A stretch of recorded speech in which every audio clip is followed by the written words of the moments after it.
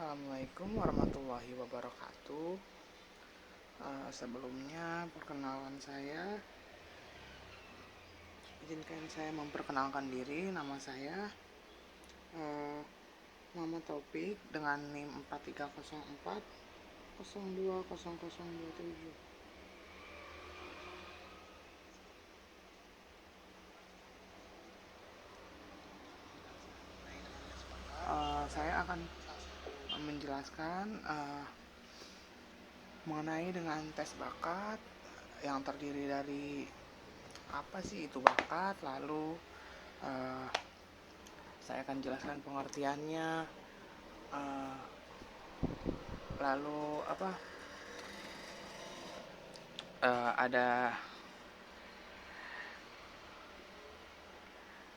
ada bakat, apa itu bakat, faktor mempengaruhi bakat, teori mengenai bakat, dan yang terakhir itu ada instrumen pengukuran bakat. Tugas ini dikerjakan oleh saya selaku mahasiswa yang memiliki dosen pengampu yang menugaskan saya tugas ini untuk membuat video mengenai tes bakat sebagai tugas dari UTS saya. Oke, dimulai dari pertama itu tes bakat. Apa sih itu bakat? Kita sering mendengar kata bakat pada kehidupan sehari-hari. Tetapi ketika ada orang lain yang menanyakan definisi atau pengertian bakat, kita kadang hanya bisa menjawab bahwa bakat ya bakat. Bakat ya itu ya bakat, minat atau kesukaan dan juga hobi. Dengan jawaban itu kadang orang yang bertanya hanya bisa menganggut-anggut dan mengiyakan tentang arti definisi tersebut. Padahal pada kenyataannya dapat yang terbukti adalah bahwa bakat dapat didefinisikan sebagai kemampuan atau potensi yang dimiliki oleh semua orang yang ada di dunia ini. Bakat adalah karunia atau pemberian Allah Subhanahu wa taala kepada manusia. Manusia berkewajiban untuk memunculkan, mengasah, mengembangkan pemberian Allah tersebut. Hal ini sebagai bentuk syukur kita jika kita bisa mengembangkan bakat tersebut. Bakat juga dapat hal ini sebagai bentuk syukur kita kepadanya jika kita bisa mengembangkan bakat kita atau potensi kita. Bakat itu juga dapat diartikan sebagai kemampuan bawaan yang dimiliki oleh masing-masing orang atau individu. Jadi bakat itu sebenarnya berbeda dengan minat atau hobi ya. Jadi kan di sini kadang kalau orang bertanya tuh bakat itu ya bakat ya minat atau kesukaan dan hobi. Minat, kesukaan dan hobi itu berbeda dengan bakat ya. Kalau manusia itu pasti memiliki potensinya sendiri masing-masing, tetapi manusia juga memiliki minat dan hobinya sendiri. Bisa jadi bakat yang dimiliki oleh orang lain itu terhadap minatnya itu berbeda. Jadi minat dan bakatnya ini berkesinambungan. Misalnya bakatnya apa? Misalnya bakat dia adalah menghitung, sangat pintar menghitung gitu, hanya menggunakan tangan seperti sedang menggunakan sempoa gitu kan. Seperti orang-orang yang matematikawan jenius yang sekarang yang suka ada di olimpiade macam siapa tuh yang ada yang kembar itu ya, yang seperti itu pokoknya. Nah, itu adalah bakat. Nah, tentu minat itu hanya sampingan saja. Minat dan hobi itu pasti hanya sampingan saja. Tetapi ada juga orang yang minatnya sesuai dengan bakatnya juga. Jadi ya dia menghitung, ya dia emang minat banget berhitung, menyelesaikan soal dan lain-lainnya yang berhubungan dengan matematika. Jadi sebenarnya bakat dan minat itu adalah dua hal yang berbeda. Tetapi jika minat dan bakatnya sejalan, maka bakat tersebut sana dulu, aku lagi bikin tugas, sana dulu keluar. Keluar dulu, aku lagi bikin tugas. uh, jadi jika minat dan bakat sejalan, maka akan uh, tercipta maka potensi yang dimiliki atau bakat yang dimiliki akan keluar dan uh, makin apa ya, makin akan dapat makin berkembang karena minat seseorang menunjukkan kemauan seseorang atas bakat itu sendiri. Lalu ya tentu saja bakat itu dimiliki oleh semua manusia yang ada di dunia ini. Bakat itu atau potensi itu bersifat universal, tidak memandang gender, agama, apapun itu, dan semuanya itu tidak ada karena semua manusia pasti memiliki potensi dirinya masing-masing. Bedanya adalah potensi-potensi atau bakat yang dimiliki itu tidak ada yang diasah dengan baik, ada yang belum diketahui, ada yang sudah diketahui tetapi dia tidak dapat menerima bakat tersebut karena mungkin itu bukan minat dia, jadi dia merasa bahwa itu bukan bakat dia tidak suka hal itu, tidak mungkin itu adalah bakat dia. Jadi manusia berkewajiban untuk memunculkan, mengasah, mengembangkan pemberian Allah tersebut.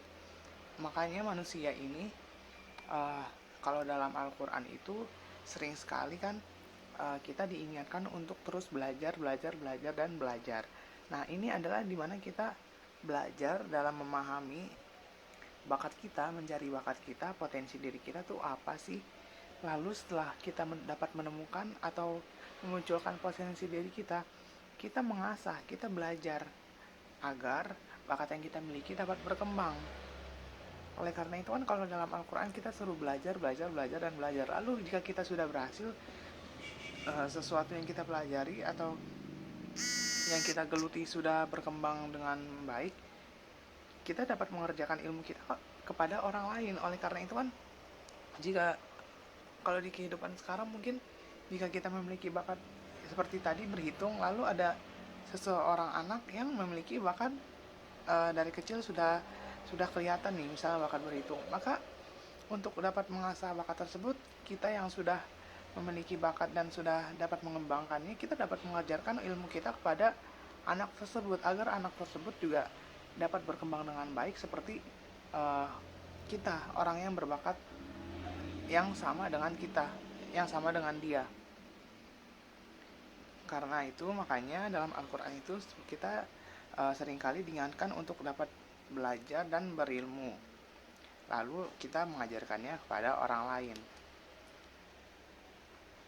Mengembangkan dan mengasah bakat juga terasa satu bentuk kita bersyukur kepada Allah karena kita bersyukur sudah dapat menemukan bakat kita dan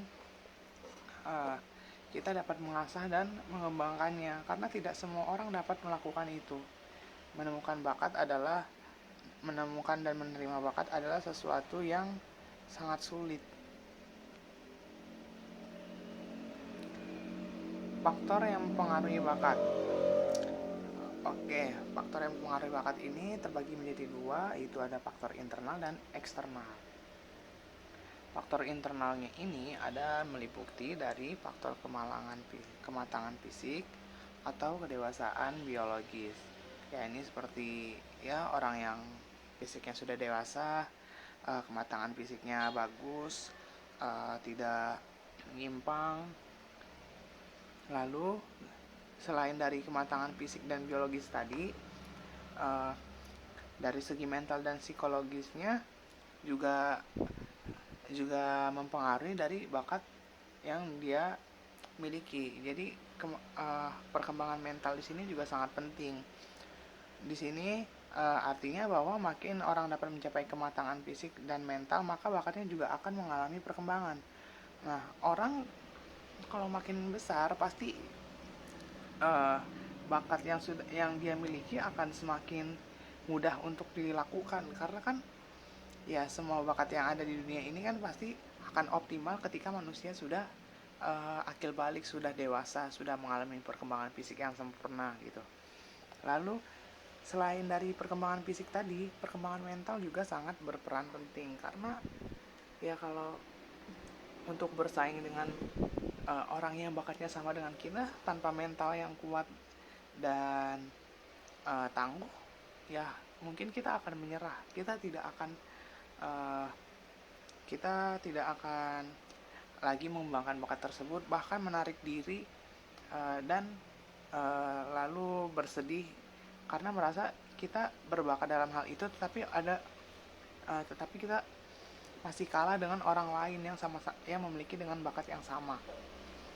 Mental itu sangat mempengaruhi uh, dari perkembangan bakat juga, karena uh, orang yang mentalnya lemah pasti mudah menyerah. Dalam menemukan bakat aja mungkin mereka akan menyerah, tidak dapat sebelum bakat ditemukan, sebelum dia menemukan potensinya sendiri saja mungkin mereka sudah merasa dirinya ini tidak memiliki potensi apapun, dirinya sia-sia, akhirnya mereka stres. Sehingga padahal mungkin bakat yang dia cari-cari itu sudah terlihat, tapi dia tidak dapat melihat bakatnya dia. Atau ini juga bisa terjadi, dia seperti mengabaikan bakatnya atau potensi dirinya. Lalu ada faktor eksternal. Ini meliputi dari lingkungan dan pengalaman. Lingkungan yang baik akan menunjukkan perkembangan bakat-bakat yang ada pada individu yang bersangkutan.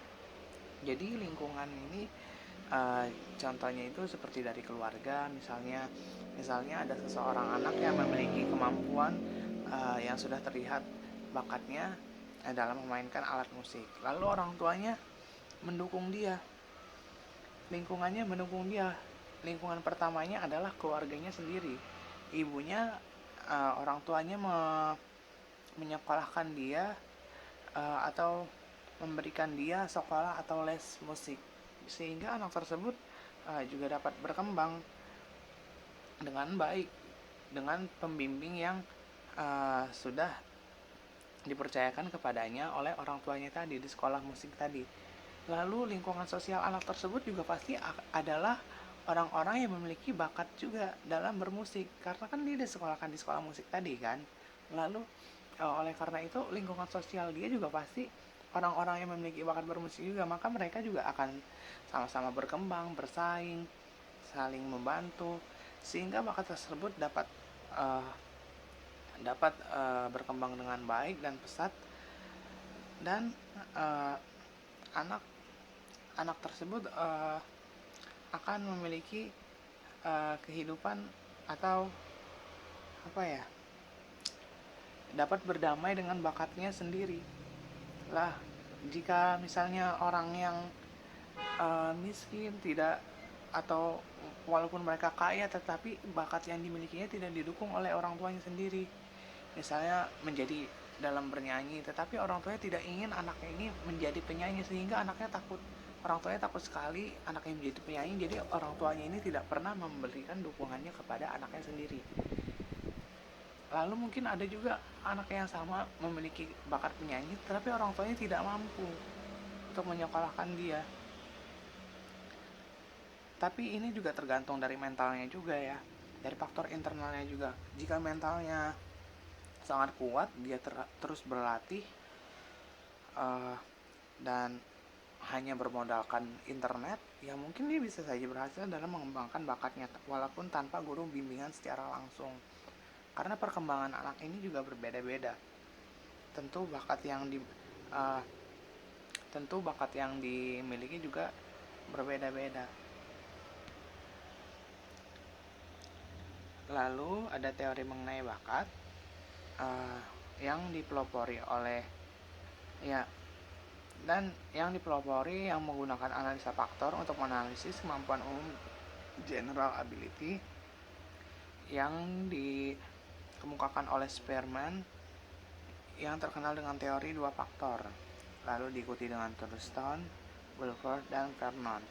Teori 2 faktor menerangkan bahwa setiap aktivitas mental yang ditunjukkan faktor spesifik dalam kurung S yang berbeda, faktor spesifik itu secara bersama-sama membentuk sebuah single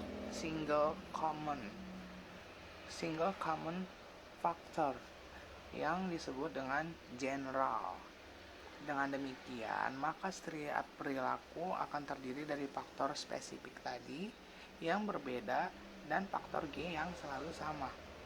Thurston terkenal dengan teori primary mental ability, kemudian mental primer yang meliputi pemahaman verbal, kelancaran verbal, pemahaman konsep angka, ruang, ingatan asosiasi, kecepatan persepsi, induksi, atau penalaran umum.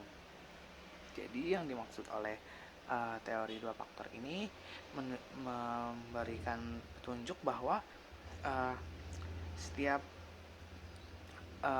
faktor general seseorang itu perilaku seseorang tersebut dapat di dapat dianalisa bahwa faktor general itu kemampuan umum seseorang itu terbentuk dari faktor yang lebih spesifik lagi, tetapi faktor spesifik ini lebih dari satu, tetapi semuanya ini bersinergi dalam membentuk suatu faktor yang disebut dengan faktor general tadi. Lalu ada instrumen pengukuran bakat. Faktor-faktor yang diungkap oleh tes bakat yang pertama ini ada dari kemampuan verbal. Adalah kemampuan memahami dan menggunakan bahasa yang baik dengan baik secara lisan atau tulisan. Jadi mungkin bakat seperti ini mempengaruhi kemampuan berbicara seseorang di depan umum. Jadi bisa dibilang kemampuan ini, bakatnya orang-orang yang seperti ini, kemampuan verbalnya sangat berbakat, bisa dibilang adalah orang-orang yang public speakingnya sangat lancar dan bagus. Dia dapat berbicara di depan orang dengan berani, dengan menggunakan kalimat yang sangat sesuai dengan ejaan bahasa Indonesia dan dapat mudah dimengerti oleh orang yang mendengarkan gitu.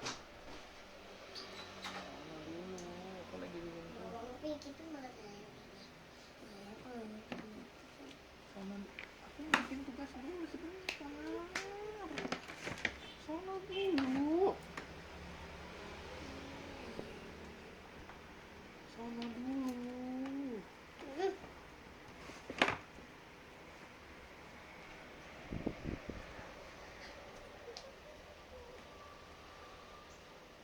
Tutup.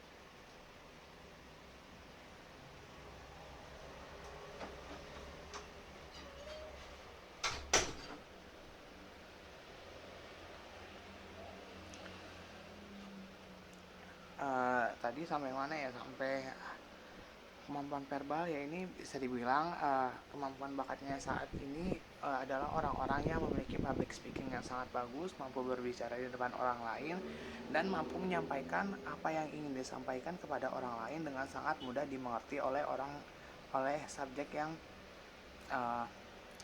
yang sedang subjek atau orang yang dengan orang mereka bicara.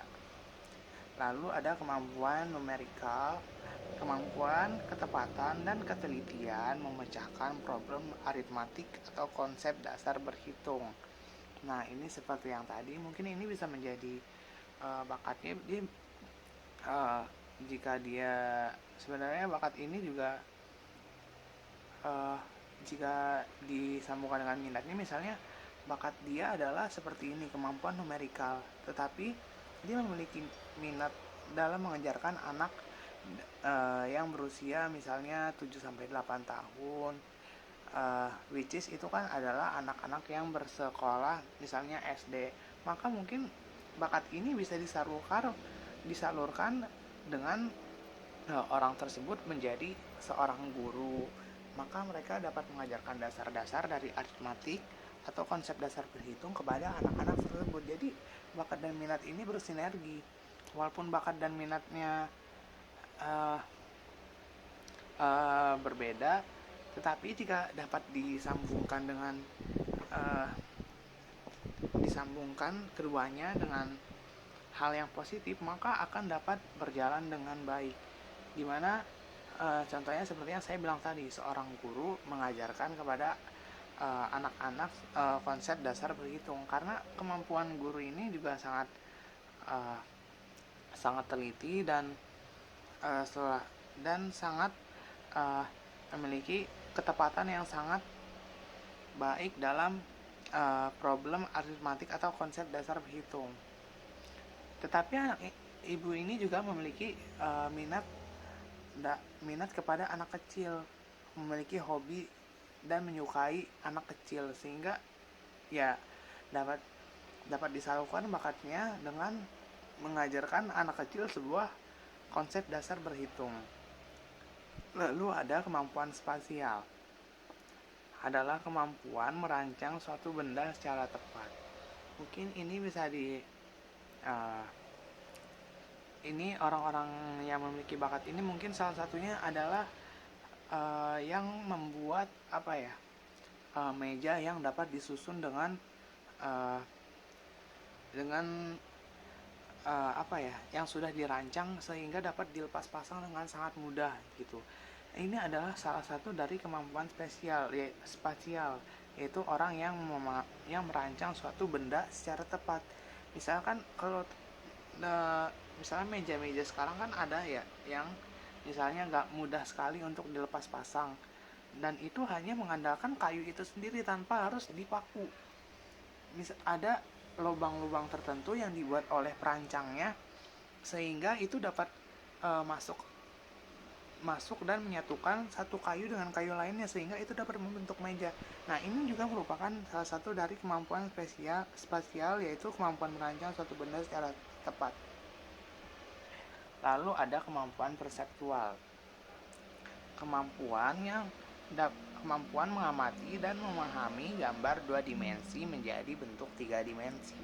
Jadi gambar 2 dimensi atau 3 dimensi. Jadi anak ini dapat berimajinasi dan misalnya anak-anak itu dapat berimajinasi, tetapi dia juga dapat menggambarkan hal tersebut atau imajinasinya dalam 2 dimensi dan dapat merombaknya lagi menjadi ke bentuk 3 dimensi. Nah, ini adalah salah satu kemampuan yang yang sangat banyak, dan ini tuh biasanya orang yang seperti ini dapat merancang suatu kartun, animasi kartun atau animasi anime yang ada beredar sekarang itu dari kemampuan perseptual juga. Lalu ada kemampuan reasoning, yaitu kemampuan memecahkan suatu masalah. Nah, kalau yang ini biasanya ada pada perusahaan-perusahaan atau penasihat di perusahaan. Misalnya, bagaimana caranya agar produk mereka laku, maka mereka akan memecahkan suatu masalah itu. Oh, misalnya kemasannya harus dibuat lebih menarik lagi. Oh, mungkin rasanya rasa yang kurang diminati atau kurang sesuai dengan lidah Indonesia, maka orang-orang dalam perusahaan tersebut akan terus mencari dan merombak produk mereka tersebut sehingga dapat menjadi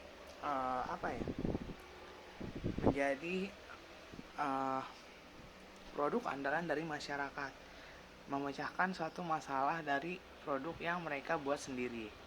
Lalu ada kemampuan mekanik,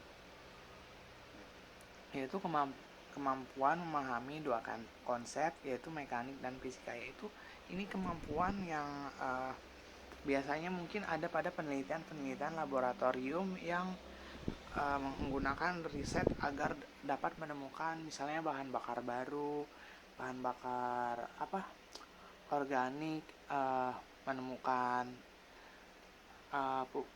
pupuk organik yang baru, misalnya dari kotoran manusia bukan lagi dari kotoran sapi, yang seperti itu. Atau juga mungkin dapat menemukan air bersih di suatu tempat, yang seperti itu. Lalu adalah kemampuan memori. Ini adalah kemampuan mengingat. Mungkin kemampuan memori ini salah satunya pekerjaannya adalah menjadi checker. Checker di sini adalah orang yang biasa mengecek list belanjaan, misalnya di suatu perusahaan, misalnya ada perusahaan Indogrosir. Nah, dalam misalkan ada orang tuh membelanjakan banyak barang di Indogrosir tersebut. Nah, maka Indogrosir tersebut memperkerjakan orang yang memiliki kemampuan memori atau mengingat yang sangat baik, di mana checker di sini bertugas mengecek list semua belanjaan yang harus sesuai dengan yang ada di bon. Jadi jika sudah di checklist, jika sudah dirasa semuanya barang sudah ada semua dan sudah sesuai dengan bon, maka jika pelanggan melaporkan kehilangan barang atau sesuatu apapun itu, maka kemampuan memori ini akan sangat berguna, dimana jika checkernya tersebut sudah melihat barangnya semua dan sudah merasa mengeceknya, maka itu sudah bukan tanggung jawab perusahaan lagi, sudah bukan tanggung jawab checker lagi dan Indogrosir. Maka itu dapat berguna sekali dalam uh, dalam perusahaan-perusahaan seperti Indogrosir yang menjual barang dalam jumlah banyak kepada masyarakat. Jadi bisa saja mungkin barangnya sebenarnya memang sudah lengkap semua, tetapi misalnya jatuh di jalan atau di mana. Jadi kemampuan mengingat ini juga bukanlah kemampuan yang dapat diremehkan. Ada juga pekerjaan yang mengandalkan dari kemampuan mengingat ini, seperti yang saya bilang tadi, seperti checker tadi, yang mengecek barang di suatu perusahaan seperti Indogrosir. Lalu ada kemampuan clerical, yaitu kemampuan bekerja di bidang administrasi. Ini mungkin lebih ke pegawai negeri sipil yang pekerjanya itu dapat yang dapat bekerja sambil bersosialisasi dengan masyarakat. Lalu ada kreativitas, adalah kemampuan menghasilkan sesuatu yang baru dan menunjukkan hal yang tidak biasa istimewa. Ini dimana kemampuan seseorang yang dapat berpikir untuk memikirkan sesuatu yang baru, memiliki inovasi yang baru, dan misalnya seperti menciptakan suatu alat baru, misalnya menciptakan alat pemusnah tikus gitu, hal-hal yang seperti itu. Lalu ada kecepatan kerja, adalah kemampuan bekerja secara cepat yang terutama untuk pekerjaan yang rutin, terutama adalah untuk pekerjaan yang rutin. Lalu adalah ketelitian kerja, kemampuan bekerja secara teliti. Lalu dapat ketelitian tersebut, ketelitian kerja adalah sesuatu hal yang penting juga, karena orang yang bekerja itu mungkin banyak orang yang memiliki kemampuan yang sangat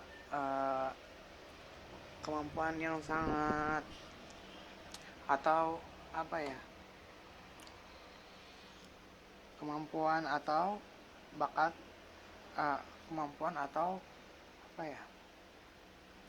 pekerjaan yang sangat mudah diselesaikan bagi dirinya, tetapi ketelitian itu adalah sesuatu hal yang sangat penting, karena tanpa ketelitian maka apa yang dikerjakan oleh orang tersebut tentu saja akan membuat orang lain memeriksanya, sehingga ketelitian tersebut sangat diperlukan.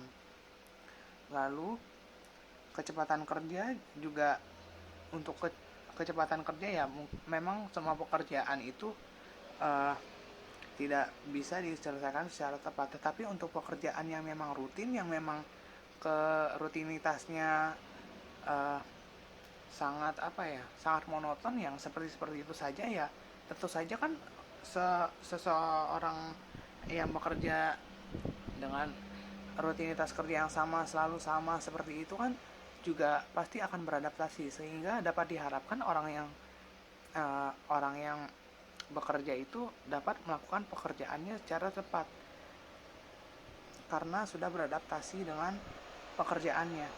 Lalu ada ketahanan kerja, yaitu kemampuan bekerja dengan secara konsisten. Jadi kemampuan bekerja yang selalu sama, selalu maksimal tanpa adanya kendala. Oke, itu saja materi dari saya. Kurang lebihnya mohon maaf. Wassalamualaikum warahmatullahi wabarakatuh.